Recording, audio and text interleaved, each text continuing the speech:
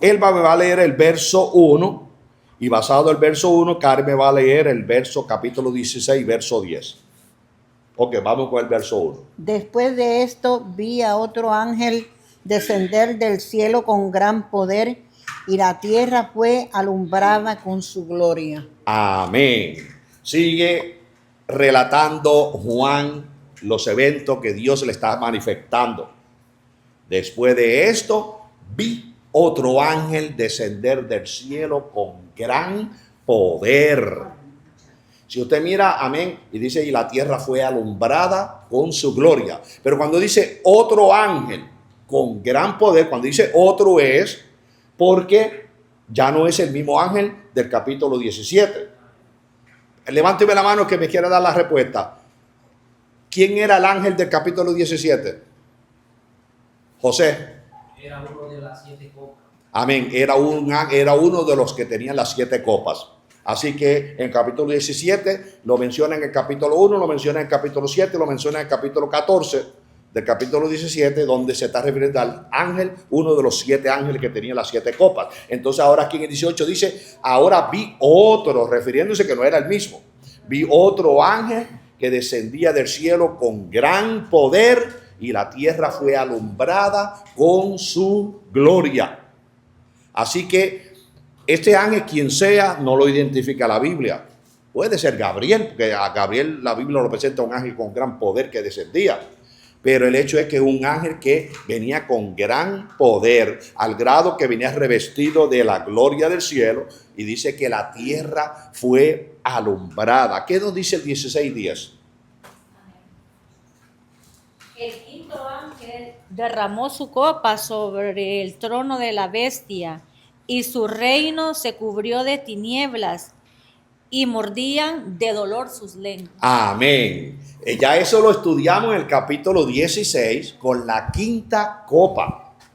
Cuando el quinto ángel derramó su copa, amén, derramó su copa sobre el reino de la bestia. Sobre el trono, perdón, de la bestia, y todo su reino se cubrió de tinieblas y mordían de dolor sus lenguas. Quiere decir que con la quinta copa, amén, al decir que el trono de la bestia y todo su reino, está dejando ver, acuérdense que la bestia gobierna el planeta Tierra. Quiere decir que toda la tierra quedó en tinieblas, quedó opacado. Ahora vemos cuando en el capítulo 18, cuando ve otro ángel, después de los de la copa, ahora ve otro ángel que desciende con gran poder y toda la tierra fue alumbrada. Amén. Así que aquella ya estaba opacada por las tinieblas, todo el planeta Tierra, y con el resplandor de este ángel quedó la tierra alumbrada. Y este ángel venía con una misión. Cada ángel que el Señor envía a la tierra es con un propósito. Amén. Hoy el Señor envía ángeles a la tierra con un propósito. ¿Cuál es el propósito? El que me levante la mano. Hoy actualmente el Señor envía ángeles a la tierra con un propósito. ¿Cuál es el propósito? Ellos nos guardan, nos protegen. Amén.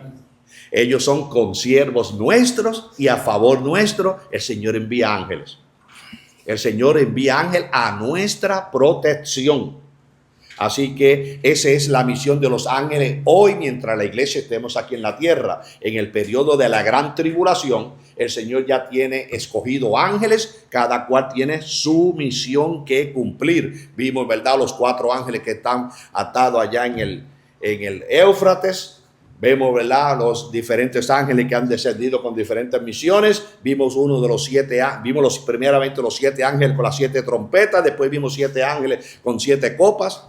Y de estos 7 ángeles de las 7 copas, en el capítulo 17 vimos a uno de estos 7 que está dejándole ver a Juan todos los acontecimientos del capítulo 17. Ahora ve otro ángel que viene con gran poder. Amén. Y la tierra se resplandeció con su gloria. Ahora, ¿a qué vino este ángel? Lo vamos a ver en el próximo verso. Pero antes de entrar al verso 2, a pregunta concerniente a este verso 2, 1. Ahí se ve que es un ángel poderoso, porque la Biblia dice, imagínate que toda la tierra se se resplandeció con sus... Amén. Al decir que toda la tierra se resplandeció, con gran poder venía. Por eso dice, lo vio descender con gran poder. Amén. Así que el poder que traía, al grado que resplandeció toda la tierra, era un ángel de gran poder. Y el verso 2 también va a hablar un poco más de ese poder. Tengo una pregunta. Diga. Aparte de él que estaba viendo la visión, ¿hay otras personas que han visto ángeles físicamente? El Señor permite que ángeles se personifiquen, que tomen cuerpo humanos. Okay. No que lo necesiten, sino que para poder, como dice, tratar con el ser humano. Okay. Y esto lo vimos, el mismo Dios dice que la deidad de Dios se personificó. Esto se le llama la teofanía de Dios. Esto lo vimos en Abraham, que dice la teofanía de Dios tomó cuerpo humano. Y vemos, ¿verdad?, que uno se quedó hablando con Abraham, los otros dos fueron a Sodoma y a Gomorra a cumplir la misión que iban a cumplir. Y en otras ocasiones hemos visto ángeles que han tomado cuerpo humano para manifestarse. ¿Quién sabe? Yo en otras ocasiones le he mencionado, ¿quién sabe cuántas veces nosotros hemos estado dialogando con un ángel y no lo sabemos? ¿Quién sabe en momentos de peligro cuántas veces el Señor ha enviado un ángel, nos ha librado de un accidente, de alguna causa, y no lo hemos sabido? Entonces, Sí. la forma en la cual le representa la sociedad y las películas de Hollywood y todo eso no tiene nada que ver con lo que es un ángel. Bueno, déjame decirte, hay de admirar a muchas mentalidades en las películas de Hollywood. Porque déjeme decirle, si usted analiza muchas películas que han hecho en Hollywood, que nosotros la vemos como ficción, se ha convertido en una realidad.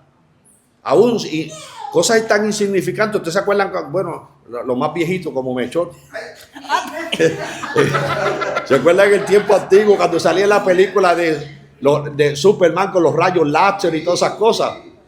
Y no se hizo una realidad los rayos láser. ¿Y cuántos años atrás se hablaba de las películas de Hollywood con los rayos láser? Y las películas de los robots, que eso era antiguamente, que uno dice, pues entonces es pura ficción. Y hoy no es una realidad los robots. Y todo lo que nosotros veíamos en película ficción, la mayor parte hoy se ha convertido en una realidad. Y déjeme decirle como que, no sé si es Dios que le permite a estos escritores de estas películas, porque hay películas de ángeles, que yo he visto películas de Hollywood de ángeles que la ficción es demasiado de ficción, pero también dan películas de ángeles, de una manera que uno piensa, no, esto puede ser de esta manera. Porque es como yo le digo, ¿cuántas veces Dios para probarnos ha enviado un ángel a nosotros? Para probarle el carácter de nosotros, para probarle nuestra gentileza, para probar si nosotros somos hospitalarios, para ver si nosotros, ¿verdad?, nos compadecemos de otros. Y cuántas veces de esa manera hay manifestaciones angelicales. Y déjeme decirle, como le digo, en las películas de Hollywood a veces resaltan algo que cuando tú lo concuerdas con la Biblia dice tiene lógica. Pero también hay que aprender a separar lo que es ficción y lo que puede ser una realidad. Amén. Bien. ¿Alguna pregunta? José y Paulino.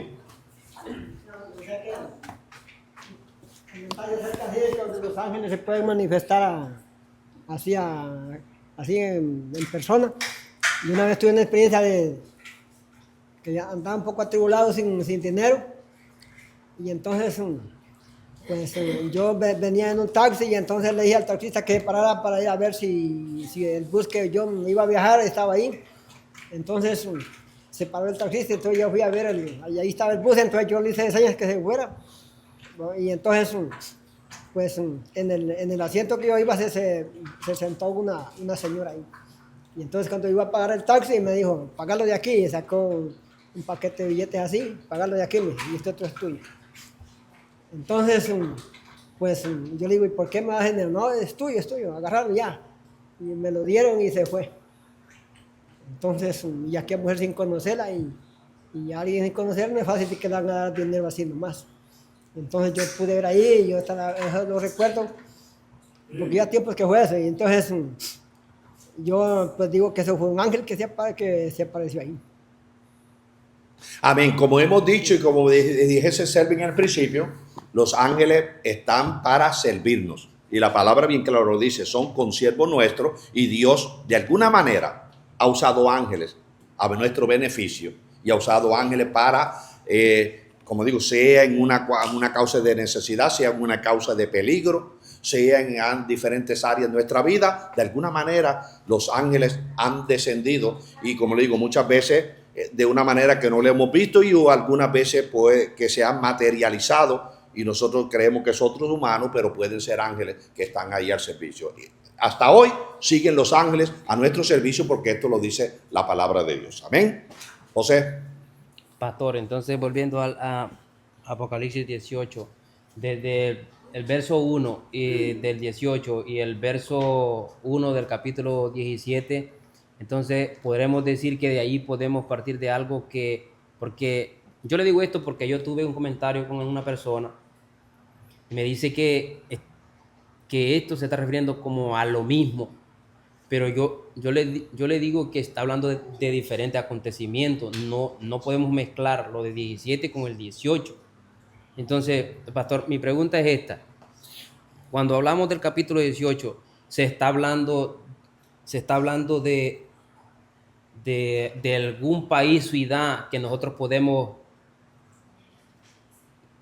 tomarlo hoy en día como que puede ser un parentesco con el capítulo 18. Deja que entremos los siguientes versos, que cada verso nos va a dar la explicación. Pero el capítulo 18 es muy diferente al 17. Como dije, en el capítulo 17 vemos la caída eclesiástica. De Roma, ¿no? De Roma. Y el 18 está tratando también de lo mismo. Pero como le dije, de la Babilonia política trata el 18. El 17 trató de la Babilonia religiosa, eclesiástica. Amén. Vemos, como lo explicamos en el 17, representado por la gran ramera, está presentando el sistema religioso. Y eso es lo que se manifiesta en el capítulo 17. Fue destruido el sistema religioso. ¿Por qué? Porque la bestia demanda ser adorada y no acepta que haya otro tipo de adoración. Así que el sistema religioso cayó. Y entonces quedó solamente la Babilonia, que en sentido espiritual es Roma. La Babilonia o la Roma es política. Y eso es lo que vamos a ver en el capítulo 18. Pero a medida que entremos en los versos, vamos a dar más explicación a esto. Bien, entonces hasta el verso 2, ya hasta en el verso 1 pues ya vimos, ¿verdad? Juan sigue viendo ángeles, ahora fue otro ángel el que vio. Si vamos a contar en Apocalipsis cuántos ángeles tuvo el privilegio Juan de ver, algunos se repetían, pero muchos eran ángeles nuevos. Así que entramos al verso 2, por aquí ya cubrí en lectura. Pastor, ¿Tú tienes preguntas? Sí. Por eso muchas, bueno, especialmente los católicos, cuando ellos dicen, ay, pide tu ángel de la guardia, ellos saben, incluso ellos saben que tenemos un ángel ahí que Dios nos guarda, que Dios está mandando nuestra disposición, pero ellos como siempre andan ahí pidiendo a todo. Entonces ellos dicen, hay momentos que se encomiendan al ángel de la guarda. Saben en otras palabras de la existencia, pero al mismo tiempo entran en idolatrar a un ángel, porque aquí tenemos que hacer la diferencia. Nosotros le pedimos al Padre, al Hijo y al Espíritu Santo. El Espíritu Santo es el que opera y a través de un ángel. Él, como le digo, si tiene que materializarse, se materializa. Y si de una manera nos cuidan, el Señor usa ángeles porque lo tiene a nuestro servicio. Pero acuérdense, estamos bajo el ministerio del Espíritu Santo. Y el Espíritu Santo es el que está actuando con nosotros. Y cuando pedimos, le pedimos al Padre, al Hijo y al Espíritu Santo. El mismo Jesús cuando dijo que le pidamos al Padre en su nombre, le estamos pidiendo a la deidad de Dios. Que no es que vayamos directamente a ángel de la guardia, guárdame. No. El Espíritu Santo de Dios es el que nos guarda. Si tienen que usar el ángel, lo usa. Bendito el Señor. Amén. Bien, el verso 2. ¿Quién? Felicita. Era referente parecido a él, pero lo que pasa es que últimamente yo lo digo porque lo he visto en casas, que ellos idolatran los ángeles. O sea, hay que tener cuidado con eso, porque aún dentro de la iglesia tienen idolatría y se mete cosas de ángeles que no va con las cosas de Dios, porque dice que no nos haremos imagen de ninguna semejanza ni arriba ni exactamente. Sí, por eso cuando le dije acá que hay que tener cuidado y hacer una diferencia, porque cuando ya los religiosos hasta le prenden vela a los ángeles. Y dicen, este es mi ángel de la guardia, le prende vela, le rezan, le piden. No, el Espíritu Santo de Dios es el único que hace la obra de nosotros, ¿verdad? El Padre a través de su Santo Espíritu Santo, que como le dije, estamos bajo el ministerio del Espíritu Santo, al único que le podemos pedir, porque no le pedimos ni a ángeles, ni a María, ni a nada que haya sido creado. Nosotros podemos hacerle petición a nada absolutamente que haya sido creado. Y así que el único que no ha sido creado ha sido el Padre, Hijo y Espíritu Santo. Amén. Amén. Bien, nos vamos al verso 2.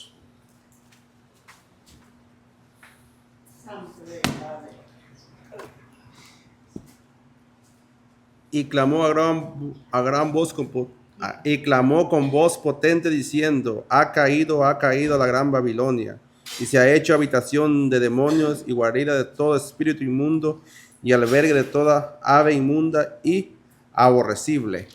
Amén. Así que cuando Juan vio a este ángel descender del cielo con gran poder, dice que clamó con voz potente. Y si dice que clamó con voz potente, es con poder. Era una voz autoritativa. Y clamó con voz potente. En otras palabras, una voz como estruendo, una voz poderosa que se dejó sentir en toda la tierra. Y Juan oyó esa gran voz cuando clamó con voz potente, diciendo: ha caído la gran Babilonia. Amén. Entonces, como le dije en el capítulo 17, vimos la caída de la Babilonia eclesiástica. Aquí vemos la caída de la Babilonia política. Santo Jesús. Y entonces sigue diciendo: ha caído la gran Babilonia y se ha hecho habitación de demonios, guaridas de todo espíritu inmundo y albergue de toda ave inmunda y aborrecible. Miren lo que se convirtió la gran Babilonia, la gran ciudad, la ciudad que religiosa, eclesiásticamente cayó y ahora está políticamente por el imperio, por el emperador. Y como enfatizamos en capítulo 17, mis hermanos, indudablemente hace énfasis al Vaticano, aunque esto le duela al que oiga este video, porque los religiosos no pueden entender cuando están a la defensiva de algo y no buscan la raíz, no buscan la profecía. Lamentablemente el Vaticano representa la Babilonia eclesiástica, la gran ciudad Roma. Roma no tiene más valor si no es por el Vaticano. El Vaticano es lo que le da valor a la ciudad de Roma. El Vaticano, vimos en el capítulo 17, verso 15, cuando dice las muchas aguas, amén, que representan pueblo, muchedumbre y naciones y lengua, donde se sienta la mujer. Esto pues ya lo aclaramos. ¿Quién es la única que abarca todas las naciones? El Vaticano. No hay otro gobierno, no hay otra ciudad en el mundo que abarque todas las naciones como la abarca el Vaticano. Y esto lo estudiamos en el capítulo 17. Así que eclesiásticamente el Vaticano va a caer con su religiosidad. Bendito es el Señor, y queda implantado políticamente por medio de ese emperador, ese líder mundial, ese anticristo. Pero dice, ¿verdad? El ángel lo está poniendo como si hubiese pasado, pero esto pasa con el sonido de la séptima trompeta. Bendito el Señor, amén. Y la séptima trompeta me la va a leer mi hermano Melchor. Luego le doy a usted otro verso. Melchor, usted me va a leer en el capítulo 16, verso 17, amén, al 21. Ahora, el séptimo ángel derramó su copa por el aire, y salió una gran voz del templo del cielo del trono diciendo: hecho está. Entonces hubo relámpagos y voces y truenos y un gran temblor de tierra, un terremoto tan grande cual no lo hubo jamás desde que los hombres han estado sobre la tierra.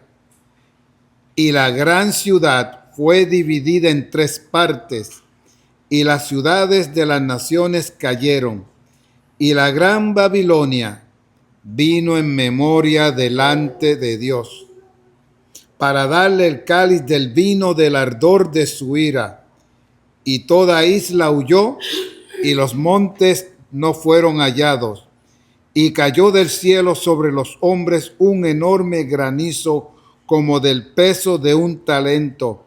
Y los hombres blasfemaron contra Dios por la plaga del granizo, porque su plaga fue grande, fue sobremanera grande. Amén. Este acontecimiento acontece con la séptima copa, cuando esta séptima copa es derramada por el aire. Bendito el Señor. Ahí tiene el cumplimiento donde surge la caída de esta gran Babilonia. Y ya vimos los versos que leímos del capítulo 2, que se convirtió en habitación de demonios, en guarida de todo espíritu inmundo y en albergue de toda ave inmunda y aborrecible, donde en otras palabras dejó de existir lo que tanto el mundo hoy adora, lo que tanto el mundo hoy venera. ¿Cuántos anhelan y cuántos desean hacer cruceros, hacer vuelos para Roma? Y van allá, y cuando llegan a la gran ciudad se hincan de rodillas los religiosos y besan la tierra porque entraron a la gran ciudad del Vaticano. Son miles de gente que van y besan allí el piso, no les importa que lo pisen y que la gente escupan en el piso. ¿Cuánta gente van allí, se ponen en tierra y besan el piso porque llegaron a la gran ciudad? Lo que es venerado hoy, lo que es adorado, lo que es idolatrado, se va a convertir en habitación de demonios. Santo es nuestro Señor. Así que estudiamos en el capítulo 16 las 7 copas. La séptima copa es la última, el último juicio, y esa es para la destrucción de esta gran ciudad. Y ahí hace énfasis de la caída de todas las ciudades de las naciones. Y así hace énfasis, ¿verdad? En otras palabras, la estatua que le puse aquí, que le hemos tratado otras veces, que es el gobierno gentil. Llega el momento en que la piedra cortada no con mano derrumba la estatua. En otras palabras, todo el poderío gentil, todo el gobierno queda destruido y para entonces comenzar el reino del Mesías. Gloria a Jesús. Por eso le enfatizo, mis hermanos, el último gobierno, el último emperador, que es el anticristo, es gentil, no es judío. Porque mucha gente todavía siguen creyendo que si va a salir de la tribu de Dan. ¿Cuántas veces cuántas personas me han comentado, no, que más seguro sale de la tribu de Dan? ¿Cómo va a salir de la tribu de Dan si bien claro dice que es el último gobierno gentil, no es judío? Ahora sí le he mencionado yo que el falso profeta sí es judío y más probable sale de la tribu de Dan. Acuérdense que la tribu de Dan fue destituida de las 12 tribus. ¿Se acuerdan en el capítulo 7 del verso 5 al verso 8 que menciona las 12 tribus? Usted sabe que ahí no encuentra la tribu de Dan, ¿verdad? ¿Por qué no encuentra? ¿Y por qué hay 12 si no está la tribu de Dan? Escúchela bien y usted me dice, la tribu de Judá, la tribu de Rubén, la tribu de Gad, la tribu de Aser, la tribu de Neftalí, la tribu de Manasés, la tribu de Simeón, la tribu de Leví, la tribu de Isaacar, la tribu de Simeón, la tribu de José y la tribu de Benjamín. Ahí no está Dan. ¿Quién sustituyó la tribu de Dan? ¿Quién? ¿Quién? ¿Quién? ¿Quién? ¿Quién? Benjamín es el hermano menor. Ese es uno de las 12. Benjamín era el baby de la casa, como se dice. ¿Quién fue el que sustituyó a Adán? Lo dije en la número 6. Ok, escúchenlo otra vez. Judá, Rubén, Gad, Aser, Neftalí, Manasés. Manasés, el número 6. Amén. Manasés era hijo de José, no Efraín. Efraín era hijo, pero Manasés fue el que sustituyó a Dan. ¿Ah? Una de las tribus más grandes.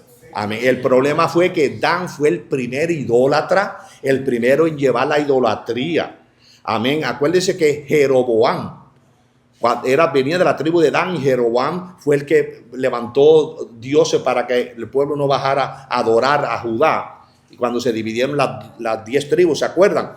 Entonces la idolatría se implantó en Israel a tal grado que esa tribu quedó destituida. Bendito el Señor. Por lo tanto, el líder mundial es gentil. El líder, ese anticristo que va a venir, no es judío. Pero el falso profeta, que sí es judío, y como yo digo, puede que se venga de la tribu de Dan, por el hecho, y usted sabe que aunque quedó destituida, en África hay un grupo que se está declarando que pertenecen a la tribu de Dan. Y cuando usted analiza, cuando Jacob está por morir, él llama a sus hijos y le echa la bendición a cada uno de sus hijos. Cuando llegó a Adán, le echa la bendición que le echa a Adán, le dice, tú que haces caer al jinete de su caballo. Y por ahí sigue diciendo, en otra palabra, haces caer al jinete de su caballo. ¿Qué es lo que va a hacer el falso profeta? Hacer caer a Israel en creer que el anticristo es el Mesías. E Israel se va a creer que ese líder mundial es el Mesías y lo va a aceptar por los primeros 3 años y medio. Después, cuando pasa los primeros 3 años y medio y ese líder mundial se sienta en el templo de los judíos, ahí es que los judíos les es quitada la venda de los ojos y se van a dar cuenta que el falso profeta le había mentido, que en realidad ese hombre no es el Mesías, que verdaderamente Jesús era el Mesías que ellos habían rechazado. Bendito el Señor. Por lo tanto, la misión del falso profeta, que es la segunda bestia que vemos en el capítulo 13 del verso 11 en adelante, la segunda bestia que hará maravillas, hará prodigios y engañará a la nación de Israel, dejándole ver que el anticristo es el Mesías.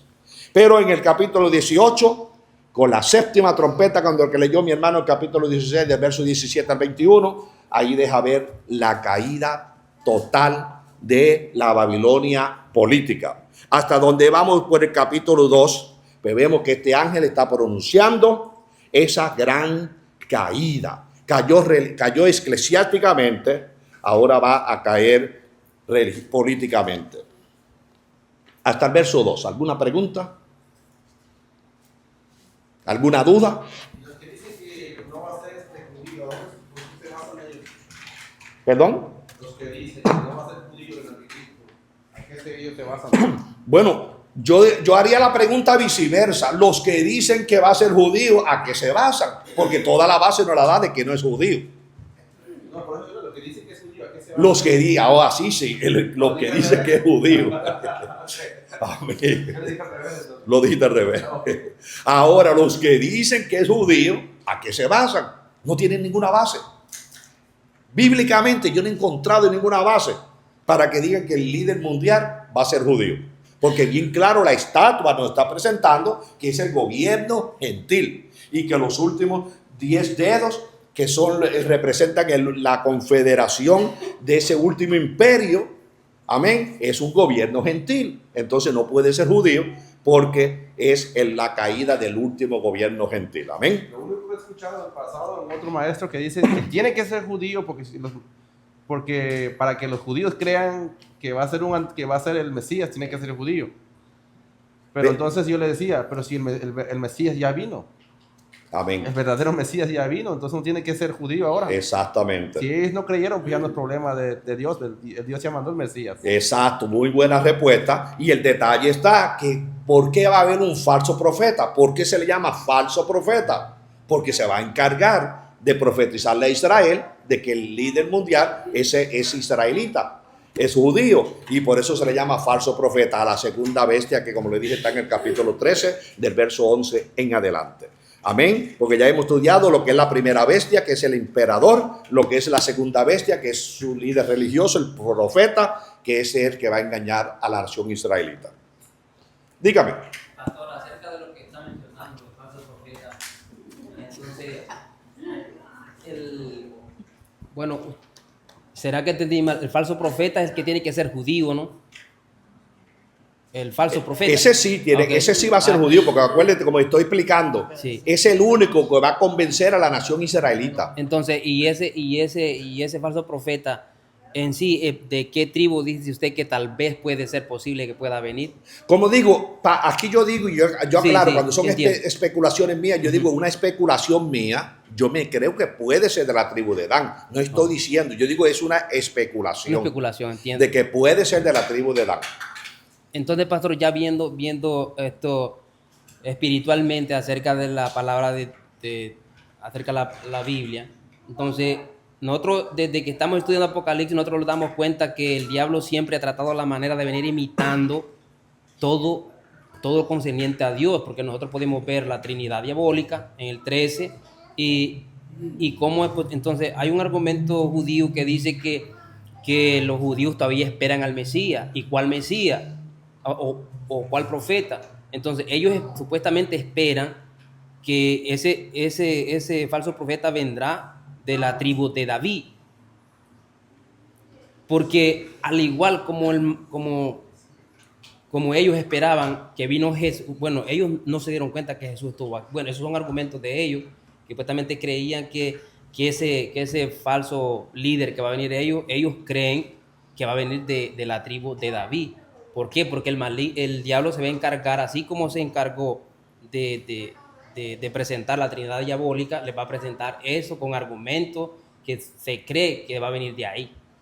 Son argumentos también que se sacan de ahí. Bíblicamente, el pueblo de Israel siempre esperó al Mesías de la descendencia de David, bíblicamente. De David, sí, así es, y Jesús vino de la, como dijese exacto, como dijese mi hermano Selvin, amén, Jesús vino y ellos no lo reconocieron. Pero lo esperan de esa tribu. Exacto, todavía lo están esperando porque vino y no lo aceptaron. Y el detalle es que los judíos malinterpretan a Isaías capítulo 53. Hasta hoy los judíos no aceptan que Isaías 53 se está refiriendo al Mesías. Ellos se lo acreditan a ellos, a la nación, de que esos sufrimientos es la nación, pero no aceptan de que el capítulo 53 de Isaías se refiere al Mesías. Ellos, acuérdense, los judíos estaban esperando dos personajes, al Mesías y a Elías. Pero ¿qué pasó con Elías? Jesús bien claro dijo, a la verdad os digo, Elías ya vino. ¿Qué le está diciendo? No lo esperen, porque ya vino. No que fuera Juan Elías, sino que Juan, ¿verdad? Juan era una persona que tipificaba a Elías. Como digo, Elías, en las cualidades de Elías, estaba Juan. Juan vino haciendo una semejanza de Elías, pero no era Elías en persona. Pero Jesús, al Juan venir y abrir el camino para el Redentor, ahí Jesús dijo, a la verdad os digo que Elías ya vino. Amén. Si no venimos entre paréntesis, para no me entiendo mucho en el enredo, cuando hablamos de los dos olivos, que alguna persona piensa que los dos olivos pueden ser Moisés y Elías. Van a ser dos personajes en la actualidad que van a tener características que tuvo Moisés y que tuvo Elías. Pero no quiere decir que exactamente va a ser Elías y Moisés, sino personajes en la actualidad que van a tener esas mismas características. Juan el Bautista tenía las características de Elías, pero no era Elías en persona. Mas, sin embargo, Jesús dijo, a la verdad os digo que Elías ya vino, refiriéndose a Juan el Bautista. Amén. Pero hoy los rabinos actualmente están diciendo que la venida del Mesías está cercana. Pero la sorpresa que ellos se van a llevar es que va a ser su segunda venida. Ya nosotros sabemos, ¿verdad?, de la primera venida del Mesías. Ahora ellos, como le dije, le va a ser quitado el velo. Ellos van a darse cuenta cuando ese líder mundial se siente en el trono. Es que ellos se van a dar cuenta que verdaderamente Jesús fue la primera venida del Mesías. Ahí es que ellos lo van a aceptar, ahí es que la nación judía se va a convertir y ahí es que entonces ellos van a estar pregonando el evangelio del reino, porque van a aceptar que verdaderamente estaban equivocados. Amén. ¿Alguna pregunta o duda? No hay pregunta, no hay duda. Pasamos al verso 3. Mi hermano me va a leer el verso 3.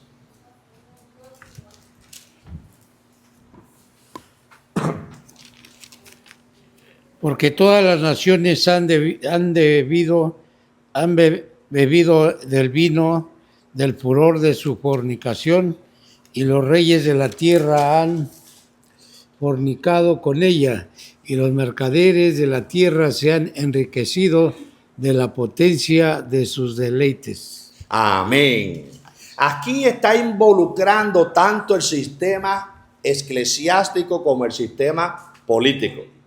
Ya vimos en el capítulo 17 cómo enfatizaron eclesiásticamente cuando dice, porque, y aquí en el 18:3 lo vuelve a repetir, porque todas las naciones bebieron del vino del furor de su fornicación. Mire esto, eclesiásticamente se estaba refiriendo al sistema religioso en el cual todas las naciones se hizo partícipe. Aquí fue que mencionamos cómo en todas las ciudades de nuestros países, en todos los lugares, está sentada la mujer. Y vimos que está sentada, como le hice énfasis, a través del Vaticano. Y no hay un rincón en el planeta Tierra donde en el centro de cada pueblo, ahí está representada la gran ciudad.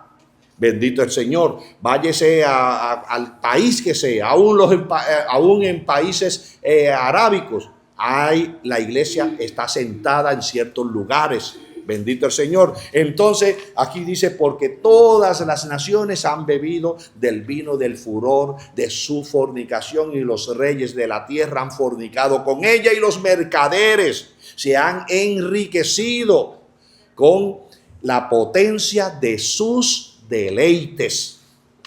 Aquí entra ahora, en una parte menciona la eclesiástica, cuando dice han bebido del vino del furor de su fornicación. Y aquí cuando dice, y los reyes de la tierra y los mercaderes, amén, los mercaderes se han enriquecido con la potencia de sus deleites. En otras palabras, amén, como los reyes de la tierra, en primer lugar.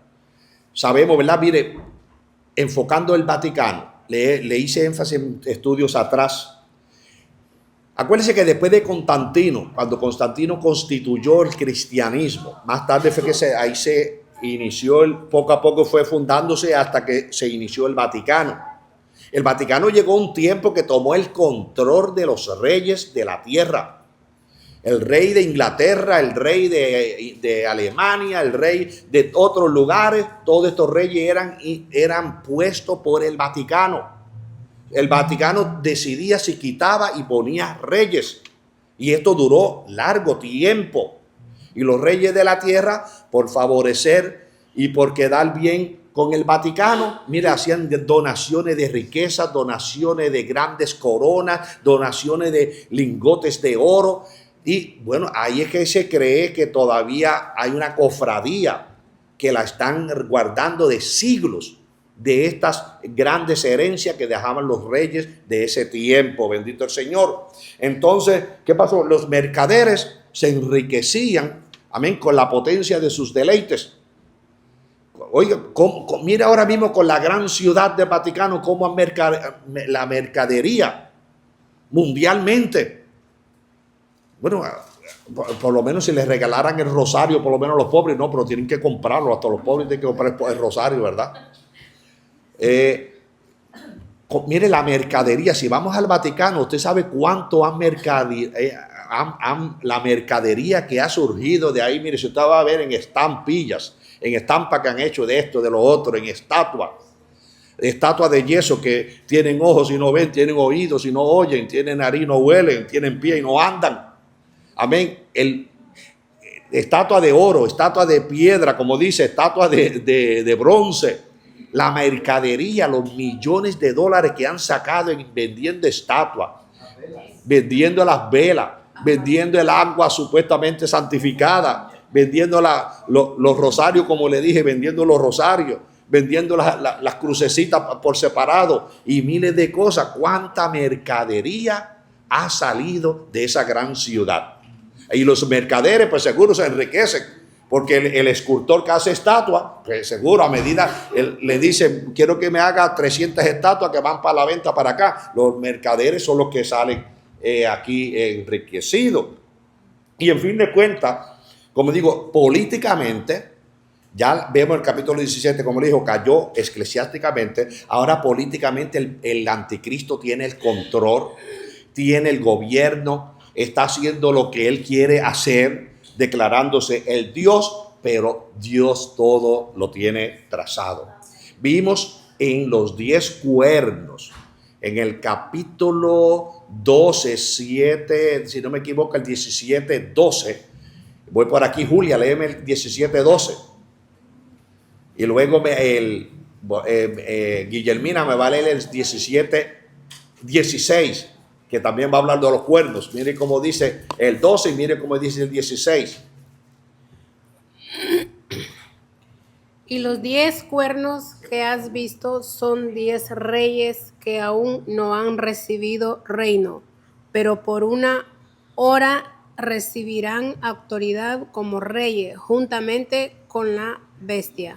Amén. Esto lo discutimos en el 17, cómo estos 10 reyes no han recibido reino aún, pero lo van a recibir juntamente con la bestia. Pero vemos que hay un propósito de Dios. Mi hermana dije que le dije que leyera el 16, pero léame el 13. Mira lo que dice el 13. 17, 13. 17, 13. Déjame buscarlo por aquí. Esto tiene un mismo propósito y entregarán su poder y su autoridad a la bestia. Amén. Estos tienen un mismo propósito. Amén. Y es entregar, ¿verdad?, su reino, su autoridad a la bestia. Ahora léame tú el 16, ¿qué dice el 16? 17, 16. Amén. Y los 10 cuernos que viste en la bestia, estos aborrecerán a la ramera y la dejarán desolada y desnuda, y devorarán sus carnes y la quemarán con fuego. Amén. Esto vimos, ¿verdad?, como había un propósito de parte de Dios para destruir la Babilonia eclesiástica. Amén. Ya vimos, ¿verdad?, que el verso 13, como que tenía, que era un propósito de Dios. Ahora en el 16, como ellos aborrecerán la gran Babilonia y cómo, ¿verdad?, la destruirán al grado que quedó, como estudiamos en el capítulo 17, destruida la Babilonia eclesiástica. Ahora, ¿por qué le traigo a colación esto del 18 al verso 17? Porque nada acontece si no es el propósito de Dios. Y ya Dios destruye el sistema eclesiástico, ahora Dios va a destruir el sistema político, donde el anticristo dejará de reinar, porque se aproxima el reino de Dios. Gloria a Jesús. Así que vamos a ver en el verso 4 un llamado, y ya esto es un paréntesis en el verso 4. Gloria a Jesús. Por aquí sigo con Jonathan. Y oí otra voz del cielo que decía: salid de ella, pueblo mío, para que no seáis partícipes de sus pecados, ni recibáis parte de sus plagas. Amén. Así que Juan oyó otra voz, ahora aparte del ángel, de otro ángel, ahora Juan dice, y oí otra voz del cielo. Amén, que decía, salid de ella, pueblo mío, para que no seáis partícipe de sus pecados, ni recibáis, amén, de sus plagas, ni recibáis parte de sus plagas. Ahora, ¿por qué le digo un paréntesis? Porque ya vimos los juicios de las copas. En la 7ª copa es destrucción. El pueblo de Dios ya no está. Acuérdense que los 144,000 fueron sellados, y vimos en el capítulo 13 y en el capítulo 16, vimos que huyeron al desierto, donde tenían lugar preparado por Dios para que fuese sustentado 1260 días, que son los 3 años y medio. Ahora, ¿por qué dice aquí salir de medio de ella, salir de ella, pueblo mío? Es como diríamos a ver si me acuerdo, que es capítulo 14, no me acuerdo, déjame ver si rapidito lo encuentro por aquí, el verso que le iba a decir. Sé que es el verso 15, pero sí, el verso 15, pero ¿de qué verso? El 15. Por aquí sigo. Mimi, ¿puede leer? Léeme el 14:15. Perdón, el 15:15. El 15:15. Amén. Sí, 15:15. Ok, espérate. ¿Sí? ¿Ah? El capítulo 15, verso 15. Ah, no, perdón, es el verso 16, capítulo 16. Capítulo 16, sí. 16, 15. Ok, 16, 15 dice: He aquí yo vengo como ladrón. Bienaventurado el que vela y guarda su ropa, para que no ande desnudo y vean su vergüenza. Amén. ¿Por qué le traigo a colación? Porque le dije que en el capítulo 16, verso 15, esto es un paréntesis. Juan está desarrollando todos los acontecimientos finales, pero como que se abre un paréntesis y le está hablando a la iglesia. Ahora aquí es igual, sea como que se abre un paréntesis y nos está hablando a nosotros. Porque aquí en el 16, 15, cuando dice, aquí yo vengo como ladrón. Amén. Dejando ver a la iglesia que esté preparada. Que no nos encuentre desnudo el Señor, que no se vaya a descubrir nuestra desnudez, que hallamos en vergüenza. Entonces es un mensaje para la iglesia en 16:15, un paréntesis. Ahora aquí en 18:4 es también como si se abriera un paréntesis. Y oí una voz del cielo que decía, salid de ella, pueblo mío. Entonces es como que el Señor le sigue diciendo a la generación de hoy, salid de medio de ella. Déjeme decirle, hay muchas personas que están dentro de religiones que saben que no están profesando la verdad. Dicen, no, pero yo estoy ahí, pero yo no hago lo que ellos hacen. Pero están en medio de ellos. Tienen que salir de ellos. ¿Por qué? Porque si no salen, te hace partícipe de sus pecados. Un ejemplo. Que yo sabía, conociendo la verdad, que yo diga, pues yo me quedo en el catolicismo porque total yo no beso las piernas de la estatua.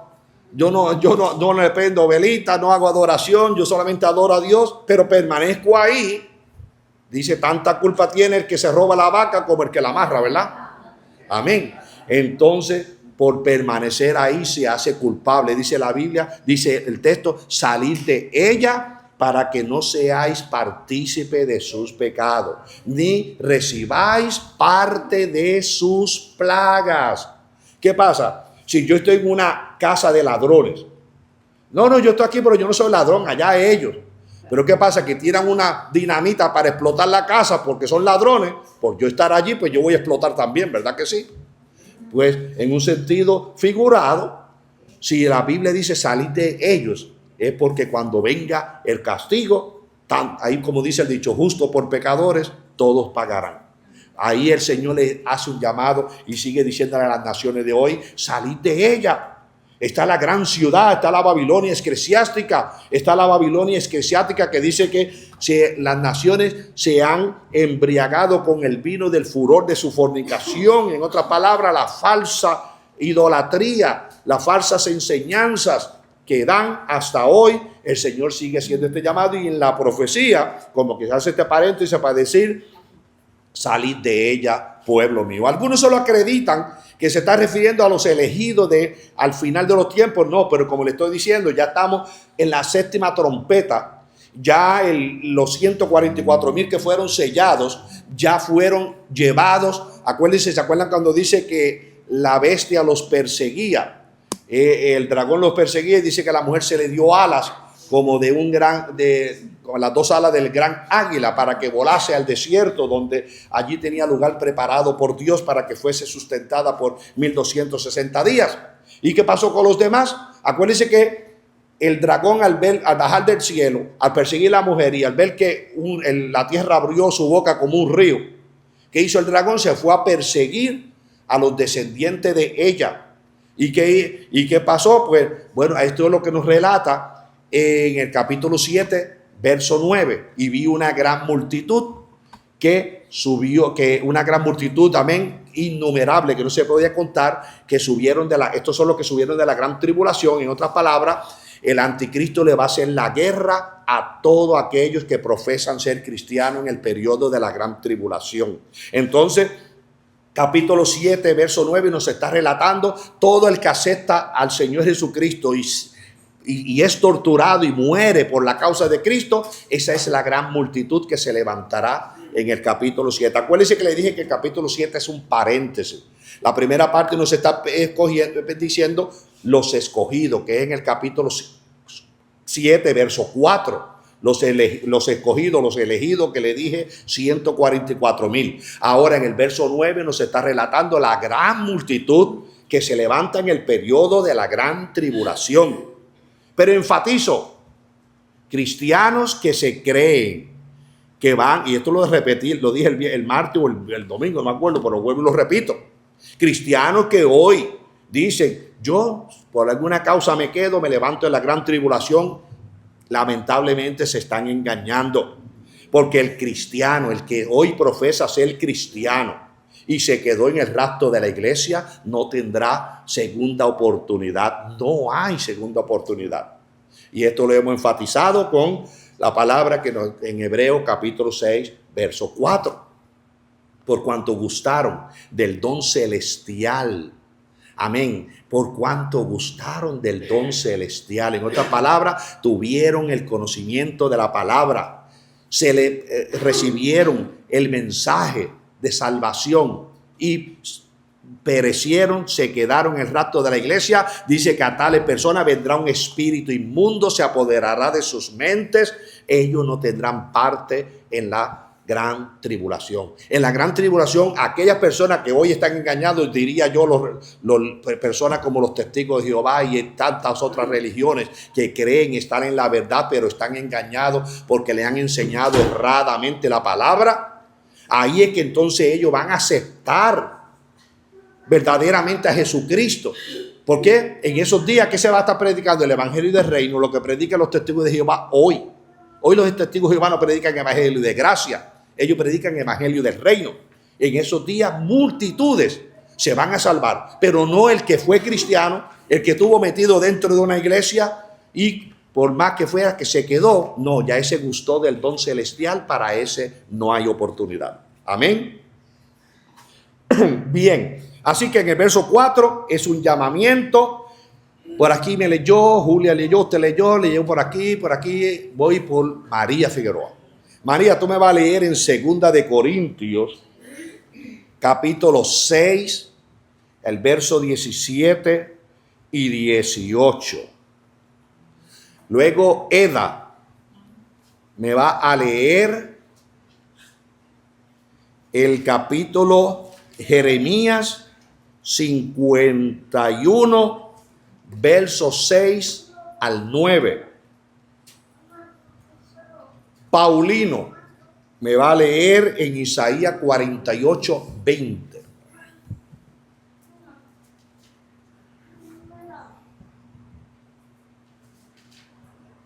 Pues si yo brinqué así, entonces tengo que ir por acá. Amén. Mira, que esta fila estaba más para acá, así que brinqué a Dania. Santo Jesús. 2 Corintios, me dijo, ¿verdad? Sí. Dania, para que tú te contestes también, busca. ¿Tú puedes leer? ¿Con el niño en la mano?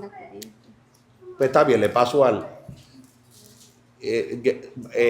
Tú me vas a leer en Jeremías, Eda va a leer Jeremías 51 del 6 al 9 y tú me vas a leer en el mismo capítulo 51, verso 45.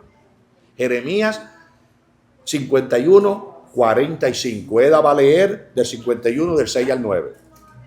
Y mi hermana María va a leer 2 de Corintios 6, 17 y 18. Amén.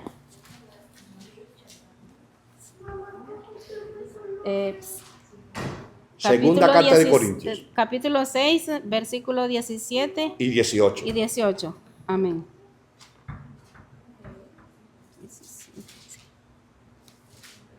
Por lo cual, salid de en medio de ellos y apartaos, dice el Señor, y no toquéis lo inmundo, y yo os recibiré, y seré para vosotros. Ella, ahora aquí en 2 de Corintios, capítulo, como le dije, 6, 17 y 18, está el apóstol Pablo, es el que está enseñando, cuando dice salir de ellos. ¿Por qué razón? Porque nosotros fuimos llamados. ¿Para qué? Para obedecer la palabra de nuestro Dios. Y si estamos metidos en un lugar donde no se obedece la palabra de Dios, aunque yo diga que yo estoy obedeciéndola, estoy en medio de aquellos que no están llevando la palabra de Dios, yo voy a ser partícipe de sus pecados. Bendito el Señor. Mire cómo nos dice Jeremías 51, 6 y 9. Huid de en medio de Babilonia y librad cada uno su vida, para que no perezcáis a causa de su maldad, porque el tiempo es de venganza de Jehová, le daréis su pago. Copa de oro fue Babilonia en la mano de Jehová, que embriagó a toda la tierra de su vino. Bebieron los pueblos, se aturdieron por tanto las naciones. En un momento cayó Babilonia y se despedazó. Gemid sobre ella, tomad bálsamo para su dolor, quizá sane. Curamos a Babilonia y no ha sanado. Dejadla y vámonos cada uno a su tierra, porque ha llegado hasta el cielo su juicio y se ha alzado hasta las nubes. Amén. Esto más allá de la caída de la Babilonia literal, esto es profecía, nos lleva al futuro. Y esa última expresión de ha llegado su pecado hasta el cielo lo vamos a ver en el verso 5. Amén. El hecho es que más allá de la Babilonia literal, está llevando la enseñanza a la Babilonia espiritual, donde Dios ha siendo llamado a salir de ella. Amén, salir de ella, y dice, pueblo mío, salir de ella. Dios lo está, literalmente Israel, Dios le hizo llamado que saliera de la Babilonia literal, pero como le digo, la profecía nos lleva a esa Babilonia espiritual que vino a ser la gran ciudad Roma, vino a sustituir a la Babilonia literal, y toda la profecía hoy circula alrededor de la Roma literal, que es la que representa a la Babilonia literal de aquellos días. Bendito el Señor. Mira cómo dice Isaías 40. Yo te dije 40, es 48. Yo te dije 40, 20. No, 48, 20. 48, 20. ¿Ah? 48, 20. Sí.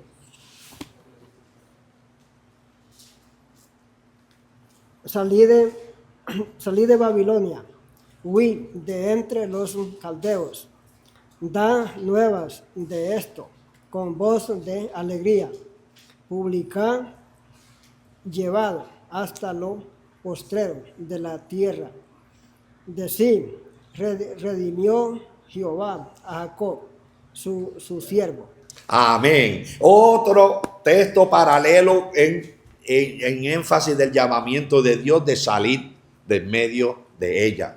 Amén. Por eso le digo, es muy importante estudiar los pasajes paralelos. Cuando vamos en Apocalipsis, buscamos estos pasajes paralelos y en la enseñanza, cuando Dios sigue haciendo ese llamamiento, salir de ella, porque Dios no tolera, mis hermanos.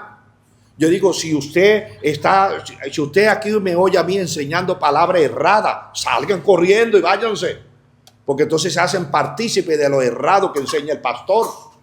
Hay personas que saben que los pastores le están enseñando erradamente y permanecen ahí. No, porque total, eso es el pastor. Yo sigo y creo. No. Salid de medio de ellos. ¿Por qué razón? Porque Dios no tolera que sus hijos estén donde se enseña la palabra adulterada, donde se enseña la palabra errada. Dios no lo tolera, bendito el Señor. Y mire cómo dice Jeremías 51, 45.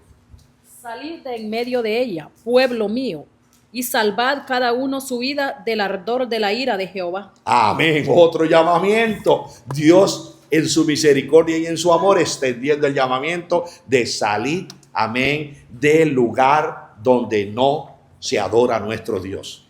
Es el punto céntrico aquí, salir del lugar donde no se lleva la palabra de Dios. Salir de aquel lugar donde se dice ser cristiano, pero hay un simple religiosidad. No podemos cubrirnos con religiosidad, tenemos que cubrirnos con el evangelio de Jesucristo. Gloria a Jesús. Amén. Bien, alguna pregunta, dígame. Hasta el verso 4. Solamente una pregunta así como personal, no personal, pero ¿qué sucede cuando una persona sabe que, un ejemplo, sabe en su corazón que se va con Cristo, pero no quiere hacer la voluntad aquí en la tierra? ¿Qué va a pasar? O sea, sabe que aceptó a Cristo, ¿verdad? Pero no quiere hacer la voluntad que Dios quiere en la vida de ellos. Y él sabe que dice, me voy a ir con Cristo, pero no voy a tener la corona. Entonces, ¿cómo se le llama a esas personas? ¿Sí? ¿Cómo podemos...? Lamentablemente, y es el engaño que hay en muchísimas personas, pero aquí tenemos que aplicar a Juan 14, ¿se acuerdan 14 de 21 al 23 que le dijo a los hermanos que se lo aprendieran de memoria? Amén. El que dice que ama a Dios y no guarda su palabra, en realidad no lo ama. El que dice que se va con el Señor, pero no está caminando por su camino, lamentablemente son de los que se engañan creyendo que se van a salvar. Pero si yo...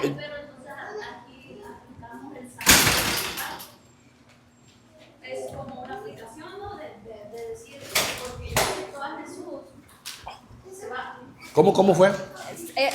Esto yo lo veo como una aplicación del que dice salvo siempre salvo, que Amén. una vez que aceptó a Jesús, ya, ahí está. O sea, no hay que guardar, no hay que hacer las cosas para el Señor, pienso yo, ¿no? No, es que la palabra es clara, la palabra bien claro dice, si yo no ando en los estatutos establecidos por el Señor, yo no soy hijo de Dios. Porque dice que para ser hijo de Dios hay que llenar los requisitos. ¿Y quién es hijo de Dios? Aquel que hace su voluntad. Y si yo ando fuera de la voluntad de Dios, yo no llevo el título de hijo de Dios. Por lo tanto, si no llevo el título de hijo de Dios, viene el traslado de la iglesia, yo me quedo. Porque solamente los hijos son los que se van a levantar. Y para ser hijo, pues hay que llenar los requisitos. En otras palabras, muchas personas creen que porque aceptaron al Señor, porque se bautizaron, porque asisten a una iglesia, amén, o porque leen la Biblia, porque aunque no van a una iglesia se quedan en su casa y estudian, oran, ayunan, pero si están fuera de la voluntad de Dios, no llenan los requisitos de ser hijo, porque a eso vino Jesús, a darnos ejemplos, que como Él amó al Padre sobre todas las cosas, nosotros amemos a nuestro Padre. ¿Y cómo lo amamos? Haciendo su voluntad. Por eso le digo a los hermanos que se aprendieran de memoria Juan 14, 21 al 23, porque ahí lo abarca todo. Queremos levantando con la iglesia, tenemos que llenar los requisitos como hijos de Dios. En otras palabras, andando en los estatutos y diciendo, no anduve, no, estoy andando. Porque muchos se abarcan, y aquí yo una vez le traje el mensaje de los cristianos habas. Yo predicaba, yo enseñaba, yo cantaba, yo exhortaba, yo ministraba, pero se queda en Abba, en pasado. El Señor demanda de nosotros presente. Yo predico, yo enseño, yo busco al Señor, yo ando en su presencia. Así que en el presente vivimos los hijos de Dios. Amén. Bueno, no entra el próximo verso, porque me quedan 5 minutos, así que le voy a dar la oportunidad a mi hermana Virginia que me lea el verso 5 y en el verso 5 nos vamos a quedar. Y me dije, Virginia, ay Dios mío, le estoy cambiando el nombre a mi hermana. Mi hermana Rosita. ¿Por qué yo le llamé Virginia? Y yo que pensé que era, yo creía que era. Sí. ¿Quién era Virginia? Ahora no me acuerdo quién es Virginia. Dígame, pastor. No. ¿Te acuerdas, Mimi, la hermana Virginia que estaba con nosotros en Caraballo? ¿Verdad que se parecen mucho? ¿Quién, yo? Amén. Mire, usted me lee el verso 5 y si no me alcanza para ti, contigo empiezo la semana que viene. El 5 dice así, porque sus pecados han llegado hasta el cielo y Dios se ha acordado de sus maldades. Amén. Esta misma expresión la leyó mi hermana en los que leyó en Jeremías, los finales versos que leyó mi hermana Eda. Amén. Cuando dice, porque sus pecados han llegado hasta el cielo y Dios se ha acordado de sus maldades. Amén. En otras palabras, Dios a sus hijos le borra sus iniquidades. A Dios sus hijos le borra sus iniquidades. Escuche como dije, a sus hijos. ¿Y quiénes son sus hijos? Los que andan en su camino. Los que están andando en el camino del Señor, el Señor nos acuerda de sus iniquidades. Pero aquellos, amén, que persisten en hacer la maldad, los pecados llegarán hasta el cielo. Aquí refiriéndose a la Babilonia eclesiástica, que dice que fue tanto sus pecados que llegaron hasta el cielo y Dios se acordó de sus maldades. En otras palabras, Dios está tomando nota y a Dios no se le pasa nada por alto. Y Dios enjuiciará, hará justo juicio basado a la maldad de todos aquellos que se merecen el castigo eterno, como también Dios hará juicio para sus hijos, para bendecirnos conforme el camino que anduvimos delante de su presencia. Amén. Al verso 5, dígame. Dice, entonces los que guardan el sábado, los sabáticos o séptimo día, ¿están fuera de las cosas de Dios? Déjeme decirle, yo he tratado con personas de los llamados sabáticos del séptimo día y sirven al Señor con devoción. Aquí hay lo que hay un punto doctrinal entre ellos. Predican la salvación, esperan la segunda venida del Señor, esperan el traslado de la iglesia. Amén. Solamente que en ciertos puntos doctrinales ellos tienen ciertos puntos que yo no me creo que eso le afecte en la salvación. Solamente le afecta en las bendiciones. Ellos guardan el sábado. Ojalá todos nosotros nos separáramos sábado para el Señor. El Señor le agradaría. El problema de ellos es que nos juzgan a nosotros que por no guardar el sábado dicen que nos vamos a perder. No, nosotros, como les he explicado, nosotros reposamos los 7 días, no un día, reposamos los 7 días. El sábado literal, amén, que guardan todavía los sabáticos, lo guardan los mesiánicos. Ese sábado, ese pasó porque Jesús dijo, yo soy el sábado. El que me acepta a mí, dijo el Señor, reposa, no un día literal, reposa los 7 días. Pero ojalá que todos nosotros digamos, vamos a separarnos el sábado para el Señor, sería una bendición. Pero no ponerlo como doctrina, porque ya no es doctrina para la iglesia. Así que ellos tienen que cuidarse de no juzgar a los que no lo guardan, porque de lo contrario, ellos sí predican el evangelio y evangelizan. Y miren, en casa de la hermana Rosita, un grupo de jóvenes, 9 jóvenes allí cantando el día que falleció el hermano. Amén. Y jóvenes cantando y ministrando con la música muy excelente, muy bonito. Amén. Y se veían muchachos jóvenes devotos.